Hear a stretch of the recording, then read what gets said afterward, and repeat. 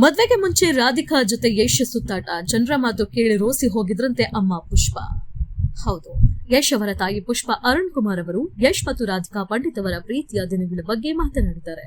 ಮದುವೆಗೆ ಮುನ್ನ ಅವರಿಬ್ಬರು ಸುತ್ತಾಡುತ್ತಿದ್ದಾಗ ಜನರು ಆಡುತ್ತಿದ್ದ ಮಾತುಗಳಿಗೆ ತಾವು ಹೇಗೆ ಪ್ರತಿಕ್ರಿಯಿಸುತ್ತಿದ್ದೆ ಎಂಬುದನ್ನ ಸಂದರ್ಶನವೊಂದರಲ್ಲಿ ಬಹಿರಂಗಪಡಿಸಿದ್ದಾರೆ.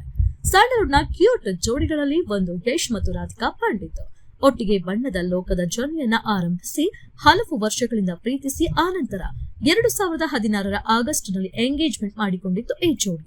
ಗೋವಾದಲ್ಲಿ ಈ ಎಂಗೇಜ್ಮೆಂಟ್ ನಡೆದಿತ್ತು.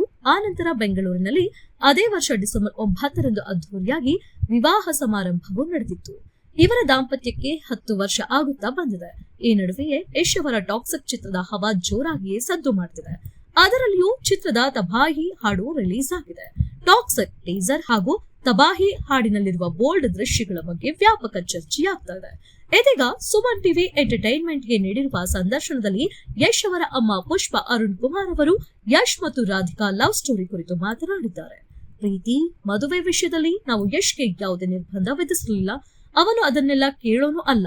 ಅದಕ್ಕಾಗಿಯೇ ರಾಧಿಕಾನ ಮದುವೆಯಾಗ್ತೇನೆ ಎಂದಾಗ ನಾವು ಒಪ್ಪಿಗೆ ಕೊಟ್ಟಿದ್ವಿ ಎಂದಿದ್ದಾರೆ. ಮದುವೆಗೂ ಮುನ್ನ ಅವರು ಎಲ್ಲೆಲ್ಲೋ ಸುತ್ತಾಡೋರು, ಅವೆಲ್ಲ ಮೀಡಿಯಾದಲ್ಲಿ ಪ್ರಸಾರ ಆಗ್ತಿದ್ವು.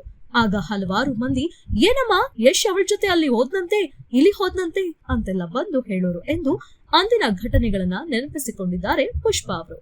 ಅದಕ್ಕೆ ನಾನು ಅವನು ಎಲ್ಲಿ ಬೇಕಾದ್ರೂ ಹೋಗ್ಲಿ, ಅವನ ಅಮ್ಮ ನಾನೋ ನೀವೋ ಅಂತ ಪ್ರಶ್ನಿಸ್ತಾ ಇದ್ದೆ. ಅವನು ಎಲ್ಲಿಯೇ ಹೋದರೂ ನನಗೇನೇ ಬೇಸರವಿಲ್ಲ. ನಾನೇನು ಕೇಳಲ್ಲ, ನೀವೇನು ಕೇಳೋದು ಎಂದು ಪ್ರಶ್ನಿಸುತ್ತಿದ್ದೆ ಎಂದಿದ್ದಾರೆ ಪುಷ್ಪಮ್ಮ.